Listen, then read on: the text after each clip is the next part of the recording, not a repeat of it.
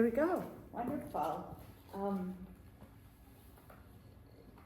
Well, good morning. It's wonderful to have you here. It's with great gratitude that we're at the Interfaith Center at Miami University, and a special shout out to Geneva, who's not here today, and to Fatma and everyone else, including the department engaged in putting together Better Together Week. It's truly an honor to be here. I'm Shakila Ahmed. I'm one of the partners for Empowering Spaces. I happen to be someone that's grown up, a Cincinnati girl. I came to Cincinnati as a child with a father who's now a retired professor of education, and I have a family engaged in education, so I have a tremendous respect for all of you who are doing this work to uplift our next generation and to empower them to be successful. And that was really, I have a business background as well, and I've spent 30 years doing education and outreach work through the Islamic Center of Greater Cincinnati, but then through really a number of other organizations as well. So our goal, well, I'll let Samina introduce herself, and then we'll talk about Empowering Spaces a little bit and get into the presentation. Thanks. So my name is Samina Sohail, and I was born and raised in Orlando, Florida. My parents immigrated to this country in the early 70s, and so I came shortly thereafter. I moved to Ohio in 2000, and I've lived here for the past 25 years with my husband. I've raised my 4 children here, and I often say, I think Ohio is one of the best places in the world. I would not live anywhere else. That's how much I love it. And I'm truly honored to be a part of this community. My daytime job is a family physician. I've been practicing in private practice for the past 20 some odd years. But I do work part-time. So initially it was so I could be there for my family, raise my kids. But they're grown, they don't, older now, they probably don't need me as much as they did before. So now I get the opportunity. They don't think they need you. Yeah, they don't think they need me. So now I have the opportunity to really fulfill my passion more. And that is really, I always wanted to be a teacher growing up, but if you know immigrant parents, doctor's the gold standard. So now I get to go out to the community and teach about Muslim Americans, dispelling stereotypes, removing misconceptions, whether it's through my engagement at the Islamic Center or through other community affiliations, writing for the Cincinnati Enquirer and such. And really, Empowering Spaces is the embodiment of both of our passions, because despite doing this work for several years, we really wanted a portal to elevate and advance the work that we're doing. And so, we do it as independent individuals, but grounded in research, storytelling, and lived experiences. And so those are the things that we focus on in terms of the way that we approach the topics. And there's information that we have that talks about all the different ways that we are able to empower both people and spaces for mutual success and driving innovation and positive change. So today, the goal of the workshop, which is focused on the university students, colleagues, and neighbors. And we have professors, we have students, we have community members. So you are a perfect representative of the audience, really. And because all of you make up the community that is able to serve and help Miami University and the region be successful. And so our goal is to really understand this growing segment of the population and how it is that you can leverage that knowledge in order to, empower students to be more successful, and in the end, to have Miami be more successful in terms of its goal of serving the student colleagues and neighbors in the environment that they live. So we will be doing a little test case here. So you can mentally make a note of it or write it down. Is these questions: what percentage of world Muslims, you don't have to answer it now, world percentage of the world population are Muslim. What percentage of Muslim Americans are born in the U.S.? What percentage of Muslims have a college degree, Muslim Americans? And then what percentage of Muslim American actually wear the hijab, the scarf, as a symbol of both modesty and commitment to faith? So just make a little mental note of what you think the right percentages are, because we will come back to these at the end, and you can just test yourself and see if you were right. I don't know. Exactly. You need papers and pens, or you can remember in your head. But, remember and let us know. And whoever gets the right answers, there's free bagels for you. So. Okay. So we split this up at the last minute, so and this is informal. If you this have any is very questions along the informal. way, please feel free to Exactly. We have allocated time for questions, but if there's any clarity that's needed, or you want to, share something that's very relevant, then please do so. So should we go back to our original intent of covering? Yeah, go for it. All right. So basically, we're going to give Islam 101 in about 5 minutes, because that's not the core objective of the session, but it allows you to then put into perspective the other things that we talk about empowerment, about education, about what it is that you as a Miami family can do. So Islam is the youngest of the 3 monotheistic religions. All 3 teachings go back to the teachings of the patriarch Abraham, who, Muslims believe is a divinely guided messenger of God, not divine, as are his progeny. So, and his progeny included 2 boys, Ishmael and Isaac, or Ishaq, depending on how you pronounce it. And eventually from Ishmael came Islam as we know it today, and from Ishaq came Judaism and Christianity as we know it today. So I had a very senior Jewish woman say, well, honey, that means we're all cousins, and that is absolutely correct. Quite often people kind of skip to the pillars of Islam or the required acts of worship, and before I leave that, it's important to understand that Muslims believe that we all came from the same source.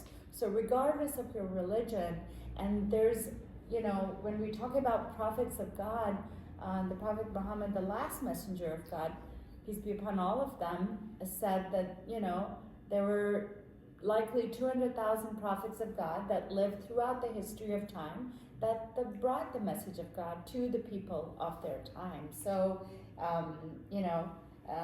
God's breadth and depth didn't start with Abraham, bottom line. If you look at the belief system, basically belief in one God, Allah just means the one and only divine creator. Muslims and other religions who speak Arabic happen to use Allah to say God. I will, and Samina will use that interchangeably. Muslims believe in God's awareness of everything, even though we're a creature who has free will to believe, not to believe, help people, hurt people, and we're accountable for those beliefs. Belief in the Day of Judgment, whether it be heaven or hell. There are metaphors in the Quran, the holy book that Muslims look to as a source of knowledge about their faith, as well as the other books that Muslims look to as divinely guided messages of God. The divine books, the ones that are mentioned by name, are the Psalms as revealed to David, the Gospel as revealed to Jesus, the Torah as revealed to Moses, and then the Quran as revealed to Prophet Muhammad, peace be upon all of them. The Quran was the only one that was captured onto paper during the life of the Prophet. The prophets include, I think next time we'll change the order, or I'll go the other way. But believe in the prophets from Adam to Noah to David to Isaac to Ishmael, to Moses, to Jesus, to Muhammad, peace be upon all of them, are divinely guided, and those are just the ones that are mentioned by name in the Quran. And believe in the angels, and that's really important because, we as human beings, as a creation of God, don't see and hear everything. And so a lot of the angels by name are also mentioned in the other books. So that's God's breath and power goes beyond what our human capacity is able to absorb. The 5 pillars are basically required acts of worship. Kind of when I talk to the kids, bare minimum passing grade, we all know about that. But Shahada, or declarants of faith, La ilaha illallah Muhammadur Rasulullah. There's no God but one God, and Muhammad was a messenger of God. Muslims don't worship Muhammad as they don't worship any of the other prophets. Prayer, salah, the word on top is in Arabic, and then the meaning 5 times a day. And, we don't spend all day praying, that's for sure, but it's interspersed throughout the course of the day to really have you think about where you came from and where you're going, and hopefully the way you treat people. Psalm or fasting is required during the month of Ramadan. We just finished. Did you have a Ramadan celebration or something here as well at the we do the Center? MSA iftar. The MSA iftar, wonderful. Next year we'll have to support that. So the main campus, we used to do it here. Okay. But Zafar is mad at us. Yeah, since what happened after October 7th, we are not. I invited him for today. So yeah, he told me he had a he commitment. accused us of taking sides. We should not be political. We were gonna, No. but we released this statement. He did not like it. Oh, well, that's anyhow, we can talk about that afterwards, but the point is that we want to be able to break bread with people during Ramadan. It's an opportunity to build community, and so, share our blessings together and be able to, begin to build the relationships that maybe we have not had in the past. And so however we can open it up, I think, in addition to supporting students, is bring faculty, staff, and community together as well. But zakat, or almsgiving, 2.5% of your net savings to be given to those who are truly in need. And then Hajj, or pilgrimage, once in your lifetime, if you're physically and financially able to do so, to go to visit the first house of one God for the worshiping and remembering God and God alone, built by Prophet Abraham and his son Prophet Ishmael, centered in Makkah, Saudi Arabia, and the Arabian Peninsula as we know it today. So now you'll have a quiz at the end on Islam 101, because this is all you're going to get. But it's okay to ask questions? Or absolutely, sure, we can. So I have a question. You of course, Abrahamic faiths are monotheistic, but I just want to point out other faiths are also monotheistic. I know there's kind of a belief that only these 3 are, in some minds. For example, Hinduism is really monotheistic, but all aspects are welcome, right? So people assume it's polytheistic, it's not, but it just, right? And the other question is related to, I seem to understand, like Abraham, what time frame was he there, roughly? So first of all, I want to recognize the comment that you made, because it's really important, because we tend to define other people, Yes. and we need to allow other people to define themselves. And so I have heard that comment from others, and so thank you for sharing that. I haven't heard it from everyone, but I have heard it from others, so I really appreciate you sharing that. The time frame that we're talking about, roughly 4,000 plus years ago. Mm-hmm. Okay, so at that time, there were other religions and other beliefs across the world. I'm sure there Yes, were. I mean, for example, Hinduism, you don't even know when, and there's no founder, kind of thing. Or Right. Zoroastrianism and other faiths. So Right. the thing is, when Abraham and this kind of body of belief system came about, was there recognition or understanding that there may be others, or because I'm just trying to reconcile how it was perceived at that time? I think there was awareness. I mean, obviously we're not figures in historical context, and we're not historians, so but there was definitely recognition that others were, but and he had positive relations with his father, even though his father did not believe in one God. So his teachings Abraham's were father? Abraham's father, and those stories are in the Quran as well as other testimony.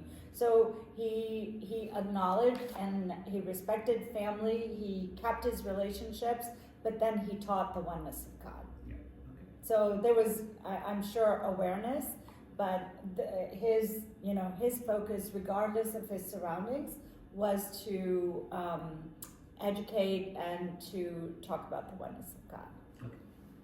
So that's actually a great lead into our next slide, which really talks about shared values amongst not just Islam, but many, many religions, and I would argue all of humanity. These are really the ground rules by which not only Muslims, but all of humanity live their lives.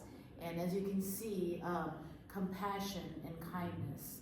That is something I can't imagine any faith tradition would not teach and recommend. And in Islam, over and over, it talks about this in the holy book, the Quran. It talks about how neighbors have a right upon us. When we go to our sermons and prayers, always we're reminded, our neighbors, our friends, our colleagues, they have a right upon us for compassion and empathy. Likewise, the concept of the golden rule, do unto others as you would want to have done unto you. That's the approach with which we live our lives. So whatever we do, it's not from the lens of what's in it for me. An act of worship, the values by which we live our lives is as a form of worship to God, to do good unto others. Likewise, justice and fairness, it's a huge concept in Islam, and as you can see in many other faith traditions. Prophet Muhammad, peace be upon him, in his last sermon gave a very, very important reminder that no Arab is superior to a non-Arab. No white is superior to a non-white, and on, except in God consciousness and piety. So it's really the character of who we are and our commitment to God that elevates us in our ranks. Likewise, there's a huge respect for the sanctity of human life. There's a verse in the Quran, as you can see, whoever kills a soul, it's as if he's killed all of mankind. And conversely, whoever saves a life, it's as if he's saved all of mankind. And I think this is something that often gets lost in the narrative of Muslims and who they are, but it's really important to remember part of our faith tradition is preserving the sanctity and respecting of life. Honesty, integrity, what we teach our own kids. I don't think there's any faith tradition that says it's okay to lie and cheat and not be, true to both yourself and to others. And that's really grounded in the value system of Islam and many, many faith traditions. Shakila mentioned helping and giving to the less fortunate, both as an act of worship in the form of one of the 5 pillars of God, but beyond that, we're always encouraged to give of our time, of our resources, and whatever else we can have to create a more just and fair society. And that's not unique to Islam. Self-discipline and inner growth, that's part of what Islam is about. When we pray 5 times a day, the self-discipline it takes to stop what you're doing and pray, the self-discipline it takes to not eat and drink for 30 days from sunrise to sunset, that's all a means of achieving inner growth, coming closer to God, and that all faith traditions have some level of doing that. And probably the hardest one, at least for me, and probably for many people, is the concept of forgiveness and reconciliation. That's always a work in progress, and I'll leave it at that.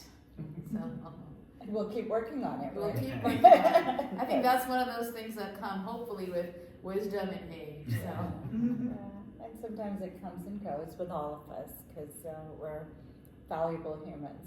So the concept I have of a shared. question, if I may, about the second Sure. one when he said other faiths and so all these are all beautiful, of course, and Yeah. very common, universal.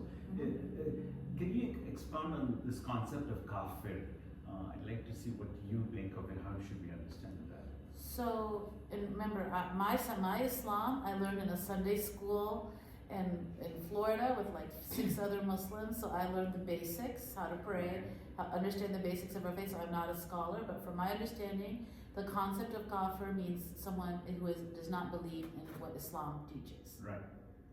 And my understanding is someone who doesn't believe in God. Okay. So it's just God or Islam? That's So what I think it's God and further interpretation of Islam. So that you will hear both of those because the passage in the Quran that talks about other faiths, the two most common names of God, the all merciful, the all compassionate. And so, yes, we very much believe is that God's will is, Muslims believe that God's will is to follow the rules of Islam, and that's how it is that you submit to God. But the Quran also leaves the door open for people who believe in God, okay? So if you talk about that, your tradition believes in the oneness of God, then it's in God's hands, okay? But we have a responsibility to follow as are the teachings in the Quran, and then secondly, the Sunnah. So, and we'll have to find, actually we should put that on here as well, that, it talks about the people of the book, but then it also says God's mercy is. Yeah, I have a little bit of sort of elucidation there. Ahl al-Kitab, the people of the book. Islam is a historically bound sort of revelation. It comes in Arabic to Arabs. So the people who were around them were Jews and Christians. Muhammad's family was Christian, I believe. But his, or vaguely Christian. Yeah, it was sort of a very, yes. interfaith space in Right. Arabia. So, but then, there's these revelations about Ahl al-Kitab, which means these are the people of the book who are fellow believers. Islam just means submission, the submitters, the people who submit to God, the Muslims, also called the mu'mineen, the people who believe in God. So it's all just sort of a reference to God. The identification of the people is their recognition and worship of God. And so Anne-Marie Schimmel talks about this in the South Asian context, where they redefine Ahl al-Kitab not to be Jews and Christians, but to be Hindus and Sikhs, I believe, different historical moments. So it's a wonderfully sort of open space. It's a little bit limiting in the sense of the idea of religion in Islam being a very constricted definition. There's a reliance on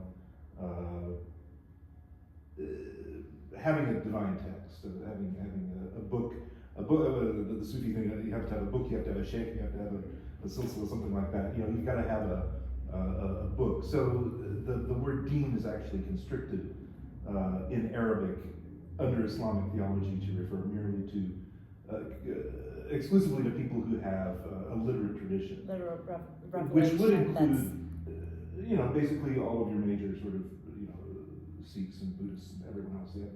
They have a literary tradition, but I don't know if that would really sort of pass muster today in this context. Again, I mean, that's perfect from an anthropology professor. It's important to understand from both a historical, theological, and an anthropological perspective. And so you will find all of those. I mean, I want to go back to the fact that the Prophet Muhammad said there were 200,000 prophets throughout the history of time. So, what did they teach? What was their revelation? It wasn't captured onto paper, and so, it wasn't captured into text. So many of them were written subsequently, including, the Bible and the Old Testament even. And so that's why when it comes to interpretation and understanding and practice, Muslims look to the Quran as that was the only one that was captured onto paper during the life of the Prophet. But kufr is sort of the sort of rejection of organized religion in terms of deeds, right? So people who belong to deen typically aren't accounted that way, no matter what. Yeah. So sorry if this comes up later, but I know in these Christian religions, there's often this divide amongst sects about how literal you should take the text of the Bible, like whether there's like the context, where there's like context that's built into like the historical assumptions of the words of God that we should be reinterpreting in a different era. What is this relationship, or what does this look like in Islam? Is there a lot of cover it now or later? Why don't you hold that thought? Okay. Let's get through everything. If it doesn't get an answer, Richard. Yeah, because Okay. some of these are like philosophical Yeah. questions, which are great conversation. But yes, Yes, of I course. think we'll definitely Hold your continue to thought, because we address do want things answers. that are relevant to what's presented right here, and then we'll make sure we cover that as well, because that's a very important concept. So, sure, you know, it's really important to understand, especially in the context of not just today, but throughout the history of America, is that, you know, who's American? Who has American values?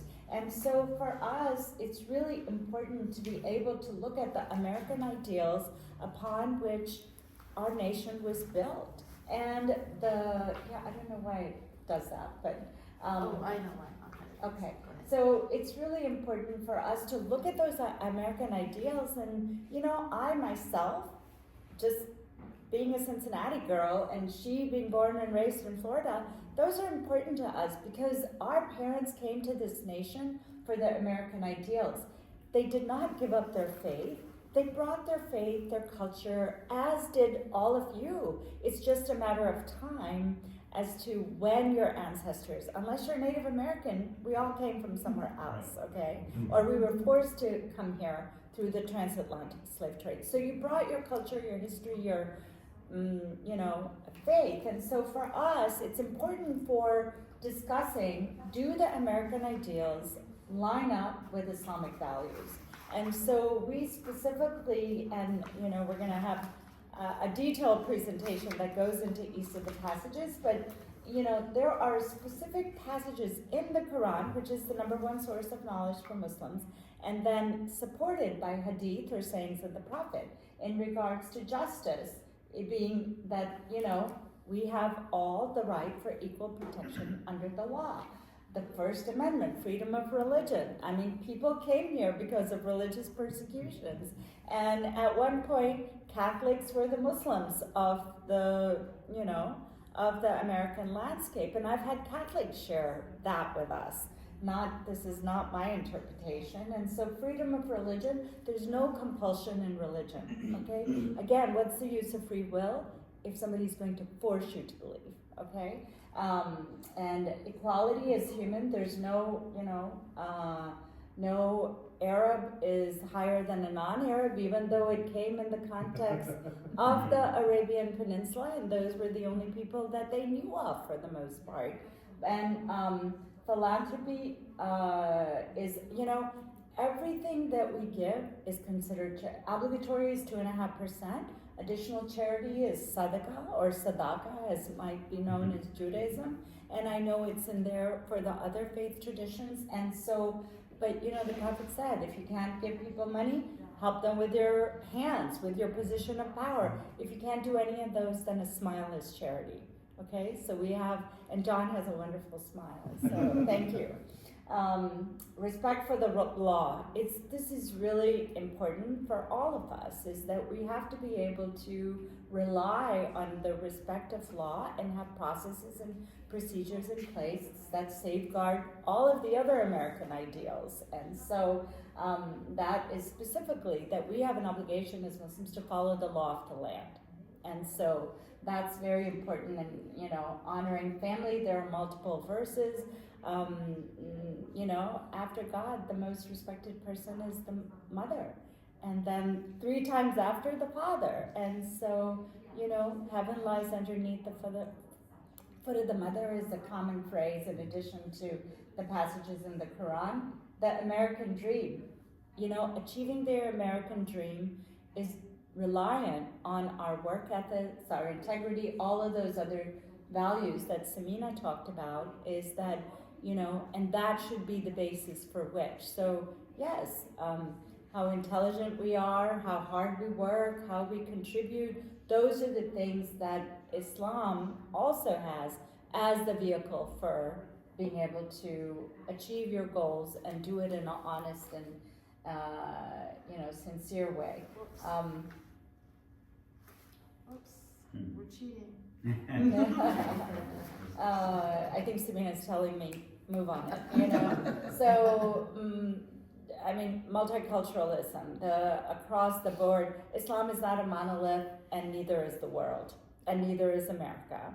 So, you know, it's reaffirmed by reminding us, even in our basic tasks. Civic engagement, we have a responsibility to uplift the society as a whole, to work to benefit the society in which we live. And so whatever we can do to provide justice and fairness and opportunity, not just for ourselves, but for everyone, is an obligation that we have. And then, forgiveness, mercy, kindness, those are the humanitarian aspect of living our lives, is that, we have what we have not because of how great or wonderful we are, but really with the mercy of God, and we need to show that mercy to others as well. So, question for you, if I may. So, have you found situations where these are, of course, very consistent, but if the Sharia doesn't kind of line up with U.S. law, for example? Do you have any things that you feel conflicted about? I think we should take a step back. Sharia is really the laws and the regulations by which we live our lives.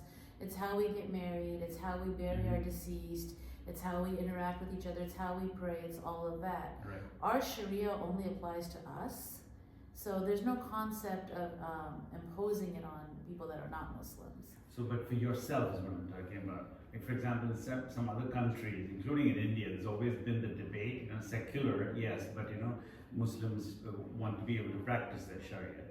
Fair. But what does it mean when it doesn't go? For example, a Muslim man can have 4 wives, right? But, whereas Hindus and others in India cannot, right? So you see what I'm saying? Then it's, in the US, of course, only 1 wife here. So let me just... Part of our Sharia is obeying the law of the land. Exactly. Okay. So that's So- what takes precedence is the way what you're saying. As long as you're not being forced to do something which is against your religion. So if it's... If we had to eat pork every day, Yeah, that exactly. would be a problem. Or that, going to work meant that I had to go to the bar after, and drinking was a part of the scene. And in a way, it's the Japanese work culture, it's Sure. very, very difficult for people who don't partake in that culture. So as long as nothing forces us to be against, the Your things that personal, we, yeah. exactly. And so I'll give you an example in regards to the example that you give, is that the imams at our Islamic center or any other Islamic center that I know of will not perform second marriages because they require that you comply with the law and have a marriage license and so on and so forth. Makes sense. So, very quick demographics, because we have Okay. on the slides. It's you. oh, it's me? Yep. Okay, I'm gonna be super fast. 1/4 of the world are Muslims. We're not a monolith. They're all over the globe. And even the countries that are predominantly Christian or other, for example, India is predominantly Hinduism, but there's a significant Muslim minority. In the US, and so on and so forth in other places. So that's the takeaway. So this is just a little bit about the demographics in this country.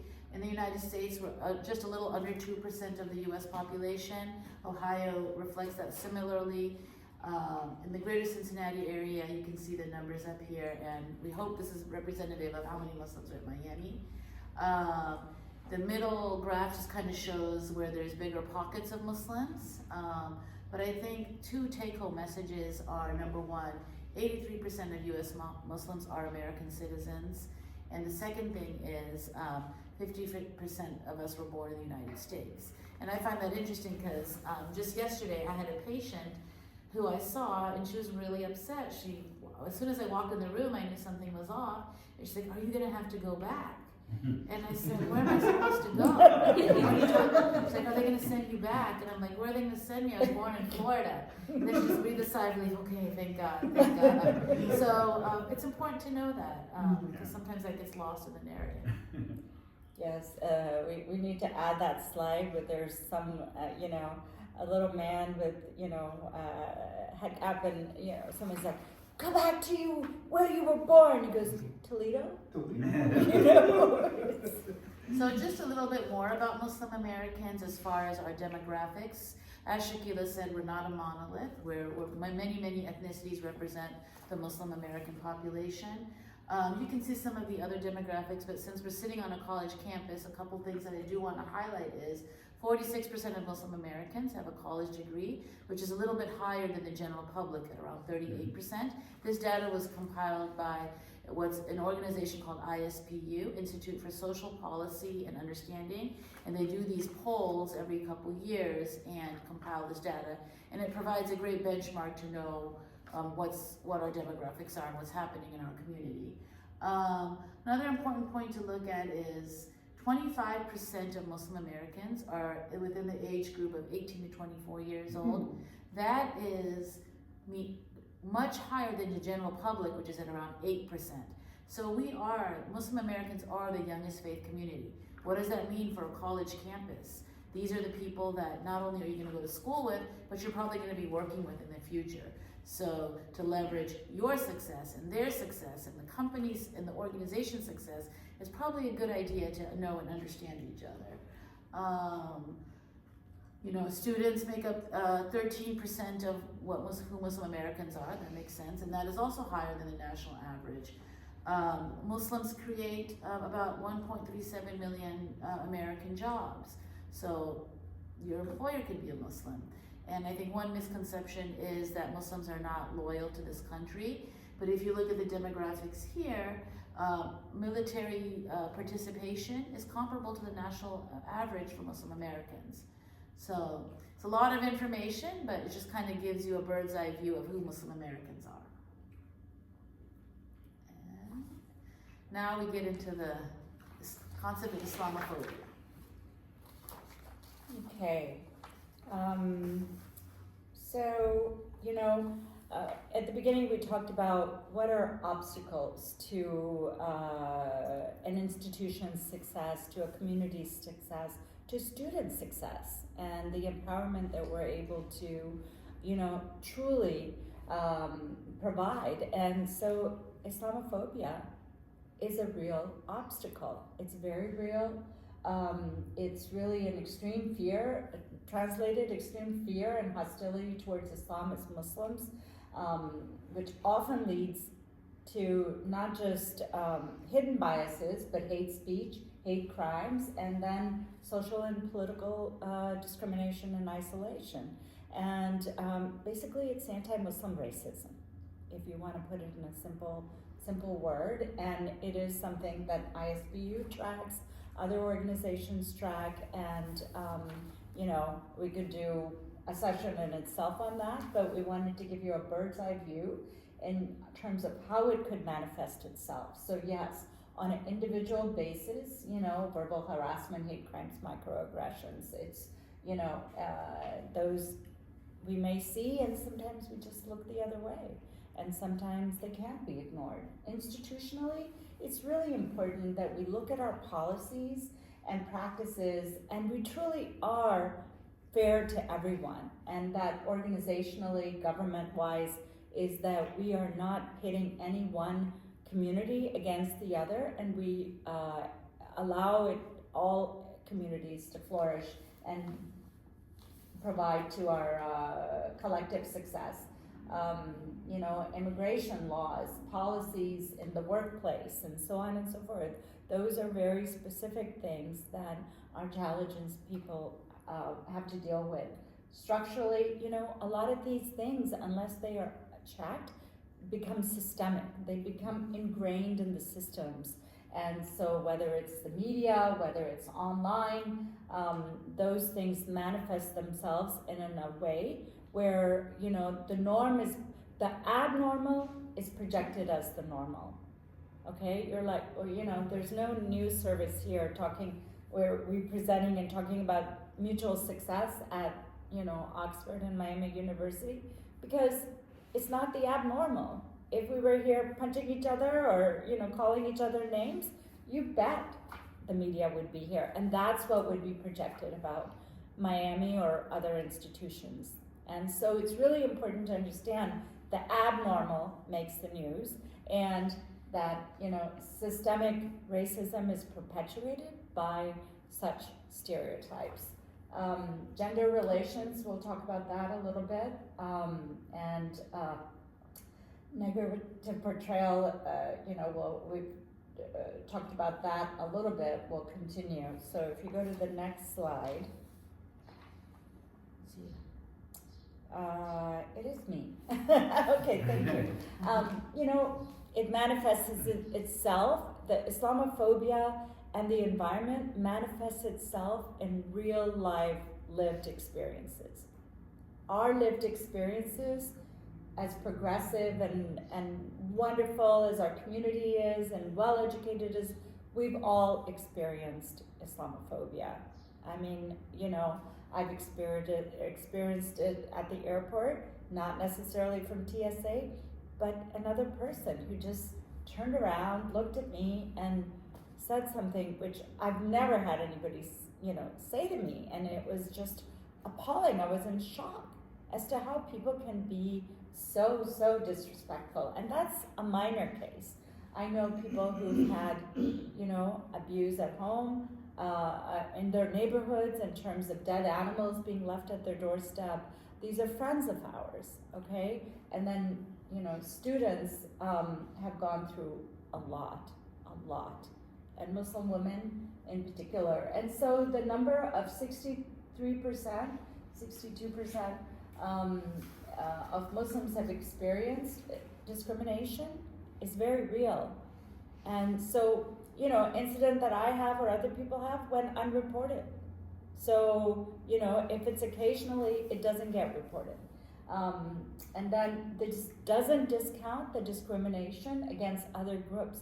This is all wrong. And we work towards, you know, empowering people so no one has to face this unfair discrimination. And then obviously the institutional discrimination is, I think, even more impactful, and it's really important for us to educate and work with institutions in order to be able to illuminate some of the reality of what the workforce and, you know, colleagues are facing.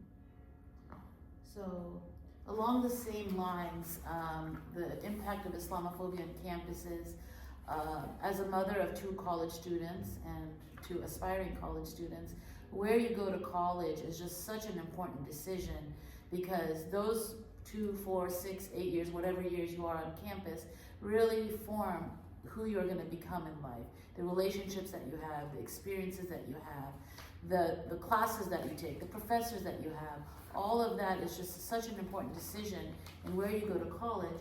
And if you look at this poll that was just taken the past year, yes, under a very volatile geopolitical climate, 50% of Muslim students feel either regularly, occasionally discriminated against. That is problematic, because if you don't feel safe to be your true self, if you're not in a happy place, how are you going to thrive? How are you going to reach your potential? And this is really something that we, as a community, as a country, need to work on. If you look at the next slide, what does it tell us? It tells us the concept that proximity in relationships is the best way to overcome misconceptions. If you know somebody who is Muslim, your negative stereotypes and misconceptions are dramatically reduced. So that's why we're in these spaces. That's why we invite others to come to our spaces. And really, our goal and success will look like this graph right here being reversed. Okay. Also along college campuses, it's important to keep in mind discrimination only increases if you're a visible Muslim. So that leads right into my next slide. You know, beliefs translating into everyday practices, and really Muslim woman. Before I can talk about Muslim woman, I have to take a step back and explain how modesty is a concept in Islam, both for men and women. When we are in the presence of people who are not our spouses, parents, childs, first-degree relatives, there's a basic level of modesty that is expected. For men, they cover from their navel to their knees. For women, they cover everything except their hands, face, and feet. Not all Muslim women practice this. I myself did not start wearing the headscarf until I was in my mid-30s. So I've kind of been on both ends of the spectrum of being a Muslim woman who doesn't wear the headscarf and a Muslim woman who does wear the headscarf. A couple of things I would say about that is 46% of Muslim American women wear the hijab, okay? So about half. And about half of those Muslims wear them to fulfill their religious obligation. Another 20% choose to wear it so people know they're Muslim. The reason that slide is important, that statistic is important, is because there's a common misconception that people make us wear this headscarf. And if anybody who knows me, or any Muslim woman, Ain't gonna happen. Not gonna happen. And really that statistic, it's not on the slide, is about 1%, okay? You can see, this is a picture right up here of a bunch of Muslim women in our own community. Look at that, half of us wear the headscarf, half of us don't. We're all practicing Muslims. It doesn't mean one is more pious than the other, it's just the decision that we made one way or the other. And likewise, there is this misconception that Muslim women are not educated, they don't have opportunity, and that's not true. In the United States, women actually surpass men in education. So, just trying to put a few misconceptions to rest. Thank you, Samina. So, everyday practices, those are the things that you might see in addition to, the commitment, outward commitment that Samina has made to her faith may not be visible in, how I've chosen to live my faith, but it doesn't make me any less committed. We're all at different levels of understanding and different levels of commitment. And so, it manifests itself in different ways, but it is important to understand gender relations in terms of productive working environment and being able to, empower all to be who they are, bring their whole self. So a lot of Muslim women or men will not shake hands with the opposite gender. That physical contact is reserved for, immediate family or intimate partners, and they, may lower their gaze out of respect for you. That's typical in a lot of Asian cultures as well, in terms of the respect that's given. The covering of the scarf, some Hindus and Sikhs wear the scarf in a loose manner, again, out of, modesty and respect. And so it's really important to understand is that, take the lead, understand the people that you are studying with, working with, teaching, and, take the lead in terms of making them feel comfortable as well as allow yourself to be comfortable in that setting. Dietary guidelines, thank God for cheese pizza and vegetarian, because otherwise it used to be when my kids were little, everyone just ordered pepperoni pizza, and it's like, there are people who don't eat pork, and it's not that hard to have something. There are a lot of people who are vegetarian. There are a lot of people who health-wise don't eat pork specifically, and so on and so forth. And alcohol, I have a lot of friends who don't drink alcohol at all. I personally will go to a social setting where there's alcohol, but people know I don't drink, and I, would never serve it at my home. And so, people respect that. I can have a Catholic Jesuit gathering at my home. I had to get to the point where I said, I'm happy to host something that involves diverse faiths and such, but it won't have alcohol, and it won't, and they were perfectly fine with that. It's, sometimes we just have this mental block as to what has to be there in social settings or such.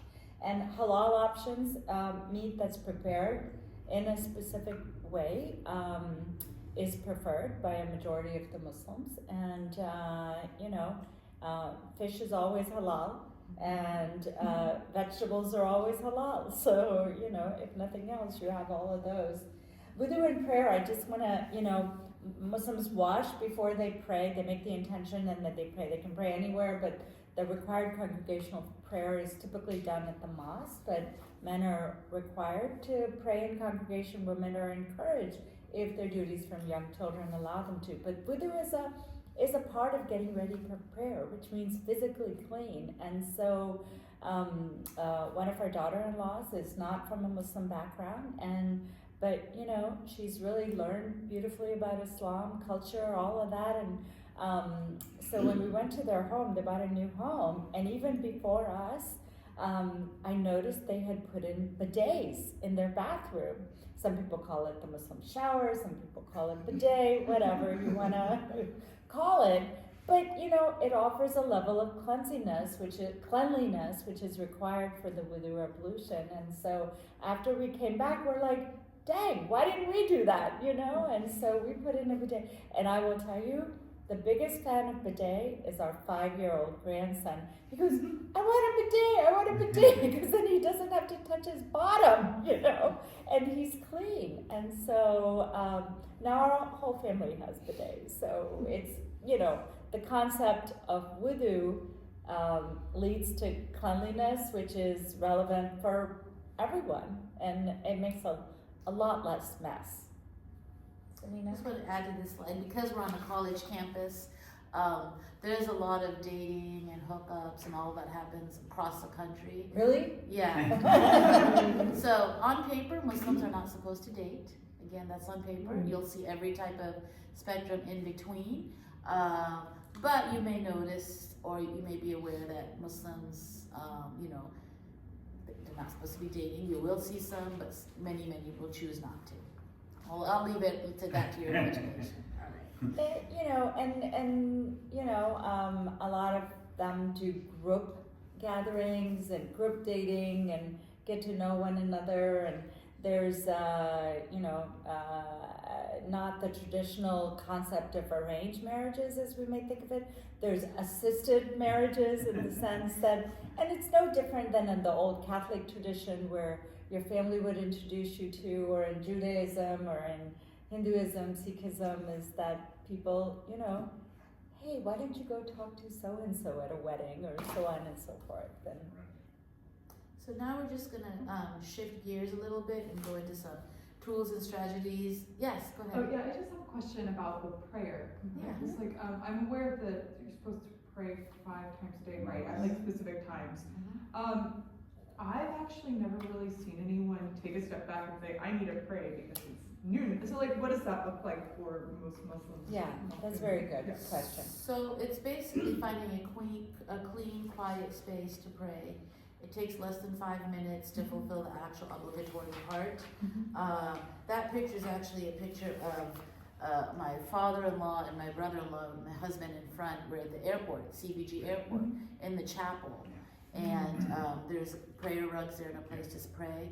Probably don't even notice it, you probably walk by it. But I mean, at work, I have a little corner in my office. Literally, it takes 5 minutes. It's not really something that's a big announcement. It's something we do. And the good thing is our prayers come throughout the day. They have to be done within that window of time. But 2 or 3 of the prayers happen when we're at home. Early morning, early evening, late evening. So those 2 afternoon ones for the typical work day, you got to find a space. And of course, the congregational prayers on Fridays. Okay, that's And there's always a block of time in which you can say it. So it's not like 12:15 I have to say it. There's a 2-3 hour window sometimes, and so on and so forth. And even Friday now we have 3 congregational prayers. And it also is set on campus. I mean, there's Jummah on the Miami campus and on the UC campus and other places. So people have spaces and the opportunity to be able to do that. You know, it's just when the days are short, they might need to take a break or, you know, flex hours or whatever. And that kind of leads into, we're kind of shifting gears here, just talking about tools and strategies to creating more empowered spaces. And some of the things that are important are just acknowledgement of our holidays. When we fast, when we celebrate our 2 Eids, which are our 2 big holidays, providing spaces to pray. You know, all you need is a clean corner, clean space, depending on how many people are praying. And it's just so appreciated when those spaces are there. Because there's, I walk around with my little prayer rug, but I'd much prefer a clean carpet than out in the grass or in cement, especially when it's cold outside and things of that sort. Likewise, you know, most academic calendars are made at least 5 years in advance. So now everything's available online. You can go online and see when will Ramadan fall, when will Eid fall, and for the next, this thing shows for the next 33 years. And that's important if you're going to be, you know, scheduling big events, university-wide events, if at all possible, exams and things of that sort. If you can just avoid at least the holidays, knowing, as they say, knowing is half the battle. We talked about halal earlier. 83% of Muslims either prefer or require keeping a halal diet. Halal means basically no pork, alcohol, but more so the way that the meat that is eaten is slaughtered and God's name is taken when that happens. Okay. But when universities provide halal options, it just goes such a long way. You see, they actually have a halal food option. It's a shawarma shop that not just Muslims, but everybody Everyone enjoys. can enjoy. Yeah. And they were cognizant to keep some of their dining options open late at night for the Muslim students who are fasting to be able to go and get something to eat after they broke their fast. At OSU, they provide a beautiful room in their main union. And every Friday, 200-300 Muslim kids gather to pray for their congregational prayers. Every night in Ramadan, they were breaking fast. 100 kids showing up to break their fast. Just having those spaces, supporting the Muslim Student Associations provides opportunities for everyone to thrive. And Samina shared with me, I love this because it's also an opportunity to give back, yes, creating spaces, so on. And so her son and his friends took time on their spring break and rented carpet cleaners and went and cleaned that space, out of respect for their, fellow students. And they won't do that at home, but they would never do it. They won't even vacuum at home. Somehow they felt that responsibility there. But I shouldn't say that. That's great. Okay. What's next? Oh, good. Yeah. So, what are some strategies? What are some? And we have a printout of this. If anybody would like to take this, you're welcome to. In addition to just the website for empowering spaces and such, is that it begins with education. We could not have picked a better place to do this presentation for the first time because we're an institution of learning, we're an institution of awareness, and so whatever we can do to provide mutual education is beneficial to all of us. Challenging stereotypes, not just when you're called out, but when somebody else is called out, having being empowered enough to speak out on their behalf and just say, that's really not funny. Or I work with Muslims and they're great colleagues or whatever the case. Legal and policies are very important to protect our religious freedoms across the board, not just for any one group. And, is that opposing surveillance or unfair targeting of any particular group is really not, not American, and really antithesis of having a really successful environment for everyone. Allyship is building alliances with marginalized communities that, maybe a few in number, but they can provide a lot to the success of institutions or groups, and how it is that you can show up for Muslim causes, other causes, and then include them in your causes is a great way to build allyship.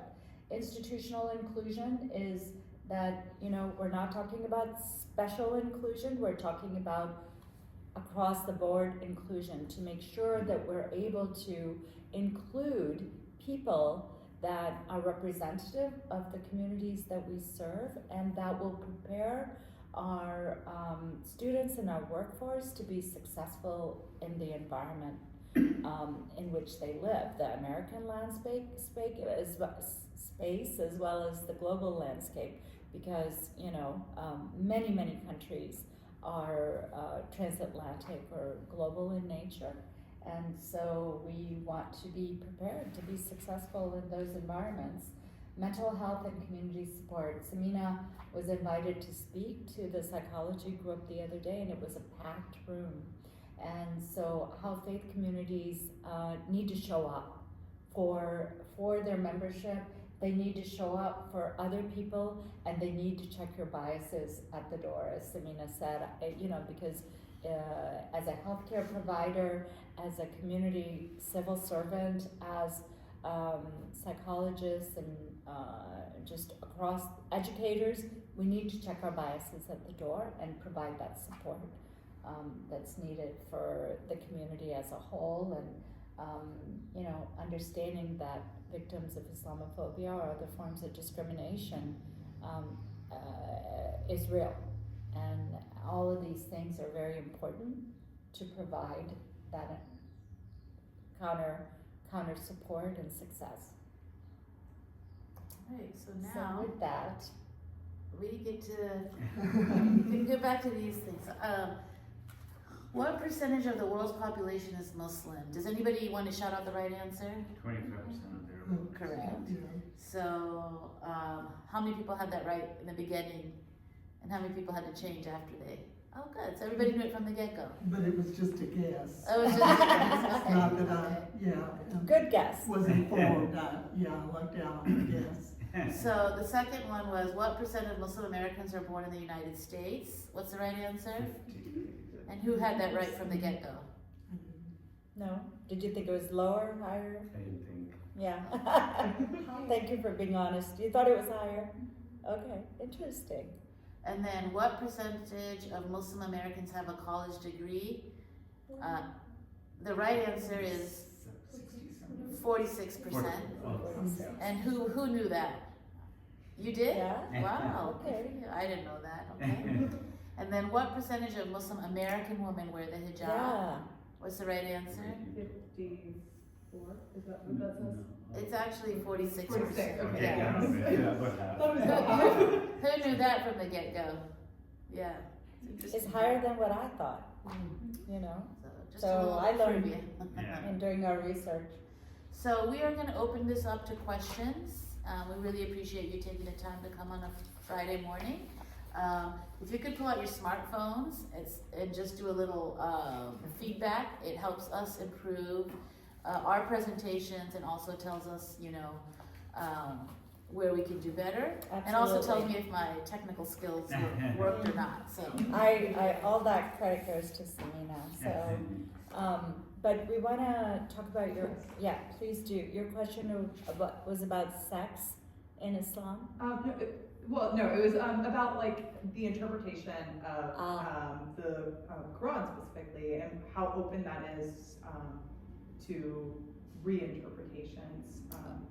So let me talk about just in regards to the Quran. It's revealed in the classical Arabic language 1400 plus years ago, and so each Arabic word has nuances. It has multiple translations, so it's really important to understand the breadth and depth of the language, and then also the context in which the passages were revealed. And so if you look at a Quran that I've studied, it has the Arabic to be a Quran, and then it has the English, which is an interpretation. It's interpreted, it's not an exact translation, so there is an element of interpretation. And then underneath it has tafsir, or further discussion about the context in which the passages were revealed. So those three things combined, the Arabic text in our language and the context, are important to properly interpret. In the end, the interpretation does fall on the individual. We don't have a pope, but there are scholarly leaders who agree on certain interpretations. And then in addition, we have something called ijtihad, interpretation. Basically, is that it is the responsibility of those knowledgeable, learned, scholarly people to to look at the Quran and interpret it in terms of contemporary society. So, because if it's to be a book for all of mankind, for all of life, it has to be relevant today. And so, for example, there was a period where people said loudspeakers aren't allowed because the Prophet's time somebody climbed up to the top of the minaret or the top of the Kaaba to say the adhan, the call for prayer, Allahu Akbar, Allahu Akbar. Well, we know that technology is a part of the landscape in which we live, so loudspeakers are a part. Moon sighting is something that's very important. You probably know from India, there's like a Eid committee that goes flying up the mountains to try to find the moon to know that Ramadan is beginning or it's Eid. So we still follow that as a tradition, but we also look at the technological advances and use knowledge about astronomy and the new moon in order to be able to. So the interpretation, even though the message isn't different, the interpretation gets more and more illuminated based on God's gift of knowledge to all of us. I don't know, that's a long-winded answer, but She's right. so, and in the end, we always use this phrase, Allahu Alam, God knows best, because, we don't know everything, and it's not my job to tell everybody else as to how they should practice. That's in God's job description. I think you had a question. Yeah. Yes. And you can take this one. I actually have quite a few questions. Oh wow, she's got a whole paper full. I know. No. So I'm working on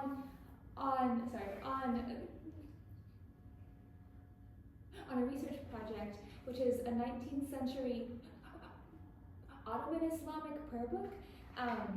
And so I just wanted to recognize and come and come here today to I guess know more about how it's practiced today. Although my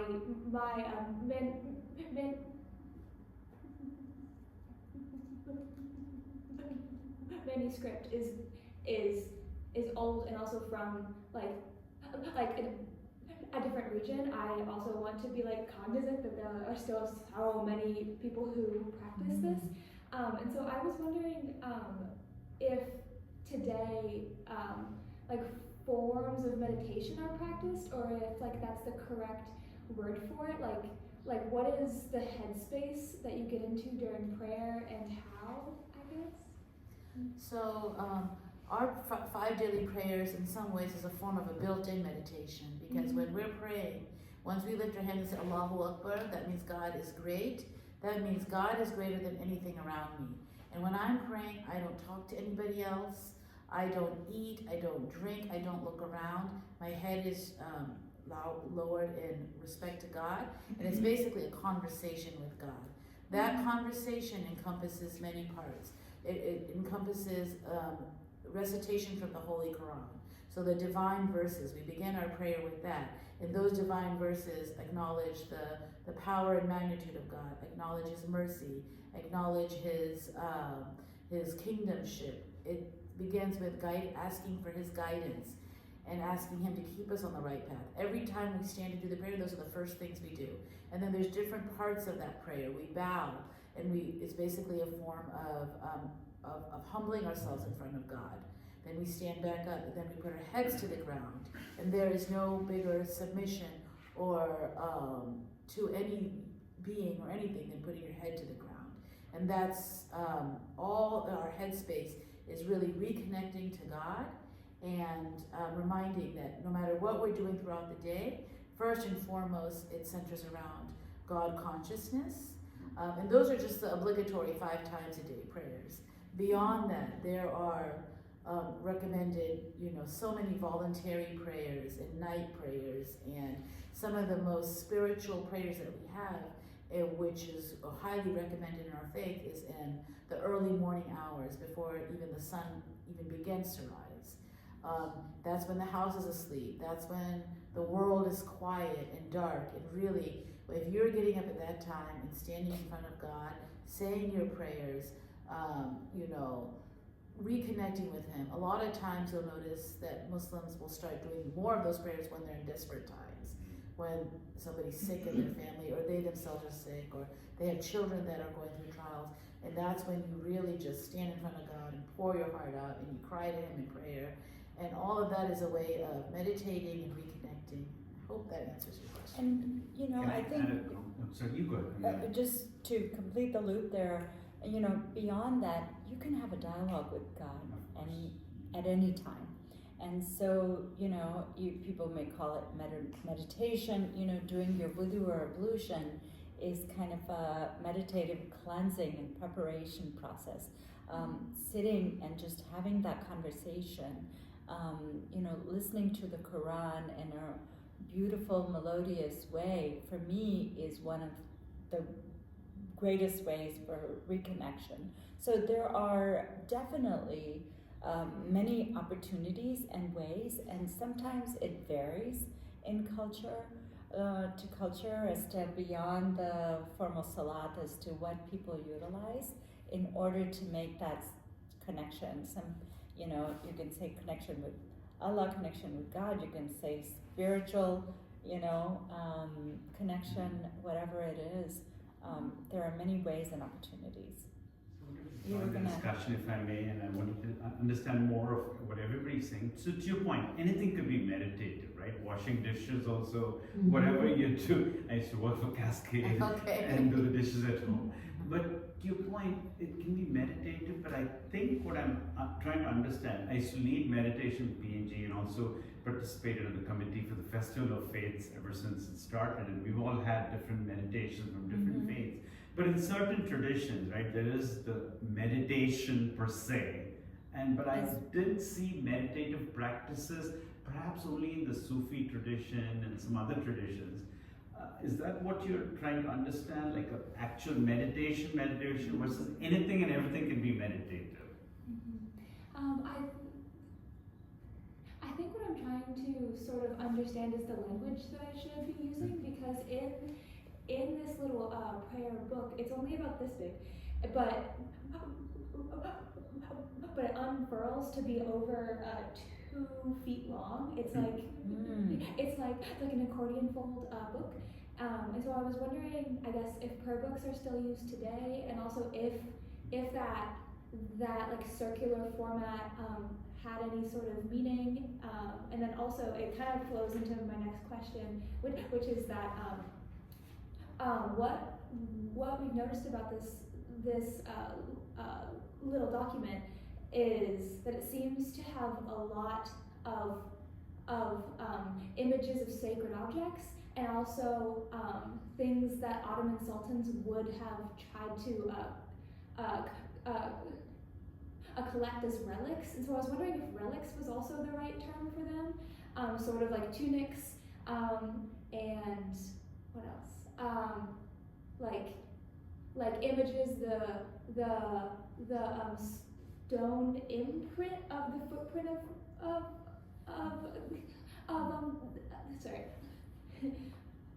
of the prophet, and then also like this sort of protective or like talismanic properties of this little book with sort of its symbolism. And so I was wondering if like all of those are like good terms to use. I don't want to like.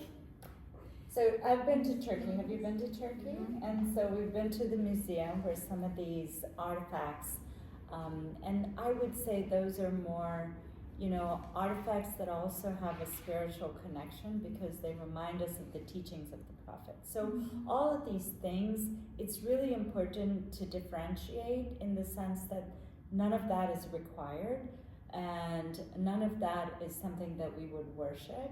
But yet, at the same time, they allow us to strengthen that connection with faith and with our Almighty Creator.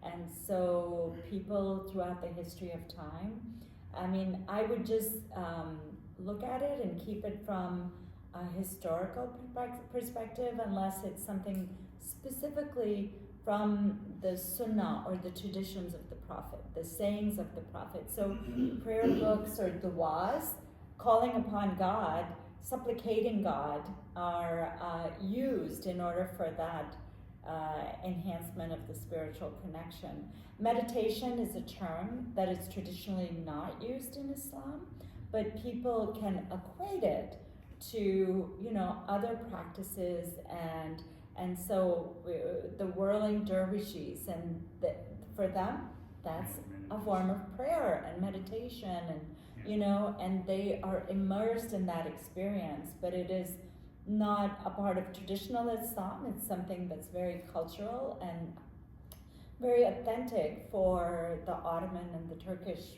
people. And those, you know, others who follow that tradition as well. But it can be in addition to the things that Samina talked about, supplicating God, so on and so forth. Does that help?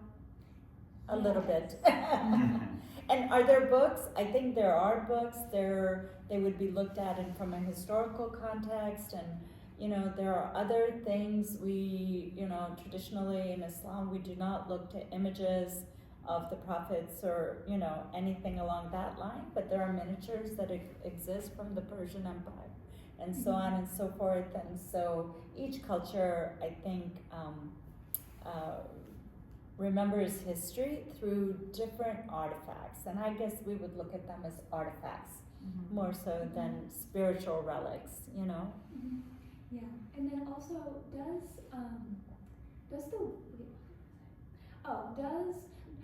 does the word images have a negative sort of connotation in this space? Because they could be like graven images,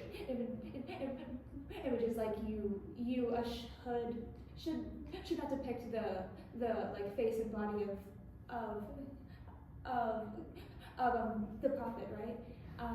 But my book that I'm looking at now is actually mostly images, in the sense of like they are mostly like pictographic. And so I was wondering if I should use like iconography, if that's a weird word for it, or if I should just stick with images. I mean, and again, I'm not scholarly research in this particular area at all, but those, you know, as long as the images are not life form and they're not used for the purposes of worship, they're they're a form of remembrance and, you know, enhancement of people's knowledge and understanding, those are fine. I think and there's always some variance in terms of people. Some people don't have photographs in their home. We do. Some people, you know, we would never have the images that you're talking about, and in the mosque we have geometric shapes, florals, patterns in order to beautify. We have calligraphy and various types of forms that talks about the various cultures and places and people. So, and there's images of those and a lot of What we don't things. have is like statues of Statues or pictures or icons in that light.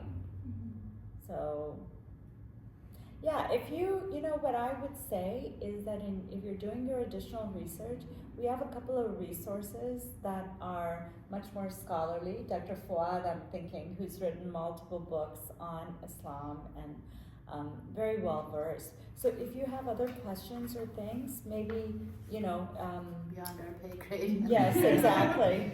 Then, we'd be happy to help you connect and see if you can get additional questions answered that are more in depth in regards to, you know, the context and the proper terminology and such. Yeah, definitely. I think I mostly just don't want to misrepresent or I don't mean to like overstep my bounds. I do not know much about like the modern faith. I am absolutely a like 19th century historian by trade, and so I just want to take a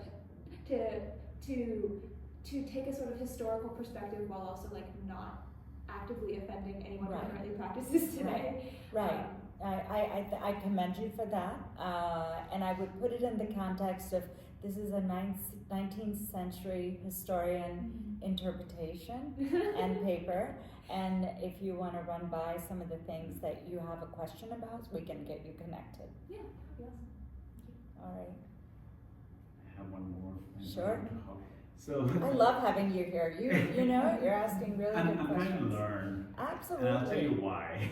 Absolutely. Our son, we're Hindus, right? Yeah. But our son just last night proposed to a Muslim girl. Just last night? Just last night. I know you talked about that the last time I saw you. You remember that? Yeah. I remember that. Exactly. I couldn't remember 100% if it was you. I thought it was another friend, but I do remember it now. So they've known each other 7 years, so they have been dating, you know. Not on paper. I'm Well, just we kidding. knew, Of but course. her parents didn't know. They didn't? they don't even know a lot of things that we know. Yeah. And I'll be honest, my wife kind of feels really bad because she thought, oh, maybe we were too liberal with our son.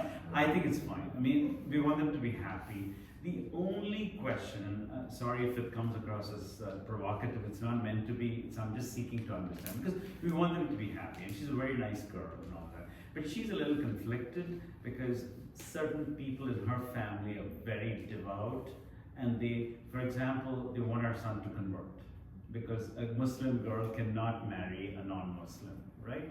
And a Muslim guy can marry people of Abrahamic faiths and all.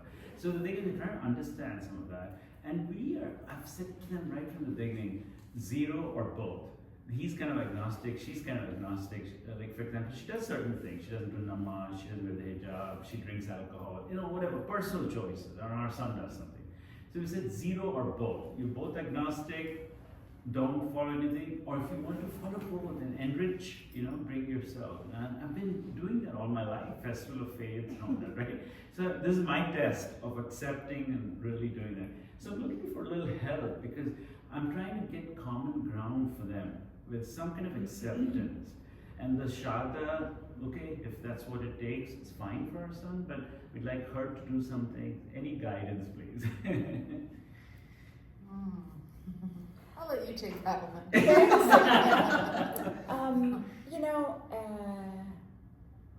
We can tell you what the religion, says and teaches, and yes, it is that a Muslim man would take the Shahada and A non-Muslim. be agreeable to raising the children as Muslim.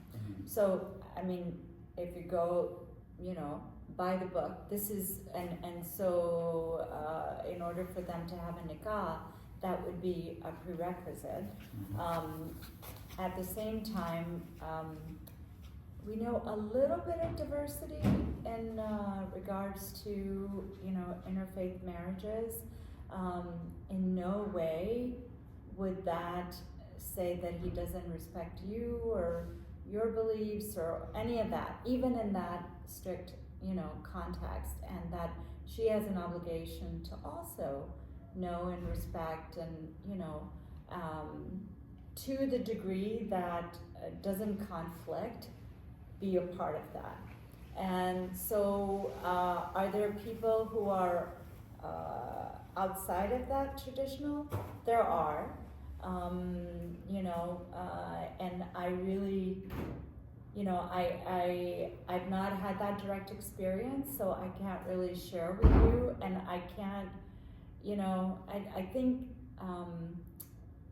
I went to a wedding in California. It was a destination wedding, a Hindu young man and a Muslim, and you might know them, I don't know, but he did convert, and he's been studying Islam. At the same time, his whole family was there, and they're part of the celebration, and they were lovely and wonderful people. The kids had been together since high school. They've known each other in high school, and they're like practicing physicians now. So I know another family who's, maybe more diverse in terms of their practice and so on and so forth. So, I think each one of us, I will tell you, I'm not in your shoes. I completely empathize the situation that you're in, and your desire to really have your child be happy and in a space where he can maintain the relationship and connections with you, because in the end, you're the ones who raised him. And yes, there are Muslim parents who say, we were too liberal with our kids. We were, if they don't do something that they want them, to exactly do or be like them. I mean, I say that sometimes with my kids, or some of them, and we go through this. So, I mean, I think one word that you used was, it's your test, it's their test, and it's really going to be a work in progress to reach that. Last part. I said it's going to be a work in progress. Right, To reach a exactly. space where everybody is comfortable Yes. and exactly. That's what we're working on. A block party. And we want the girl to be happy, both of them to be happy. Of course, And, of so course. that's, we're trying to find that space. I think we're making progress now. It was difficult, honestly, Okay. very difficult I initially. can imagine. Yeah. I can imagine. Because somebody in their family was more, she could do nothing Hindu, is where they started. And I was like, wait, this is too jarring for us. Yeah. Okay, thank you. Good Well, luck. yeah. That's why I was very interested. I wanted to learn more and be accepting of Absolutely. her. No, and you've always been good about asking questions, and Samina put it wisely. I mean, just learning, growing, and just extended yourself. You're extending yourself beyond what you thought you would ever And that's be able to nice. do, and Exactly. so that's in a way your test as well. Exactly. So we wish you the best, and we wish the kids the best. Thank know. And I mean, that's what his country's all about. Yeah. I mean, I don't want to sound stereotypical, but it's the melting pot. So you're gonna have Or many salad bowl. immigrants. And so, yeah, how do we Salad maintain bowl. the salad bowl with its Yeah. own flavor, Yeah, right? exactly. Yeah. So So, okay. Well, I think we've taken a lot of everyone's time. Thank you so much Thank for you. coming. Even though it was an intimate group, I think it was a very rich discussion, and I hope you benefited from it. And please do the thank poll if you. you have it. Yes, do the poll. And if someone needs a phone to do it from, I'd be happy. I'd be happy to. So I'm gonna stop this. Ooh. And also tell me if it worked. Does it work?